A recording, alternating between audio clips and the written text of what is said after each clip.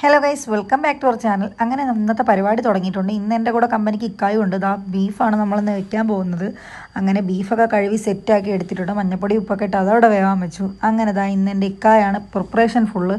ഞാനിങ്ങനെ സപ്പോർട്ടായിട്ട് സൈഡിൽ നിന്നാൽ മതി എന്നാണ് പറഞ്ഞത്. അങ്ങനെ ഇതാ ആളിന്ന് കുക്ക് ചെയ്യാൻ വേണ്ടി കുക്ക് ചെയ്യുകയാണ്. എനിക്ക് ആദ്യമായിട്ടാണ് വെച്ച് തരുന്നത്. അങ്ങനെ സവാളയൊക്കെ വരട്ടുകയാണ്. ഇഞ്ചിയും വെളുത്തുള്ളിയും കൊച്ചുള്ളിയും എല്ലാം ഇട്ട് വരട്ടി. ഇതാ നമ്മുടെ കുക്കർ എല്ലാം അവിടെ ഇരുന്ന് സെറ്റായി ഫിസിലൊക്കെ കേൾക്കുന്നുണ്ട്. അങ്ങനെ ഞാനിവിടെ ഉണ്ട് കേട്ടോ. അങ്ങനെ മസാലപ്പൊടിയൊക്കെ എടുത്ത് എല്ലാം വെച്ചേക്കാണ്. അങ്ങനെ അതാ നമ്മുടെ മസാല റെഡി ആയിട്ടുണ്ട്. അങ്ങനെ ബീഫ് കുട്ടൻ അവിടെ സെറ്റായിരിക്കുന്നു. ഇക്കടെ ബീഫ് കറി എങ്ങനെ ഉണ്ടായിരുന്നു എന്ന് വെച്ചാൽ സൂപ്പറായിരുന്നു. അങ്ങനെ എനിക്കൊരാഗ്രഹം പഴംപൊരിയും കൂടെ ഉണ്ടാക്കി തിന്നാന്ന്. പിന്നെ നോക്കിയില്ല, ബീഫ് റോസ്റ്റ് അവിടെ സെറ്റായിക്കൊണ്ടിരിക്കുന്നു. പഴംപൊരിയും സെറ്റായി.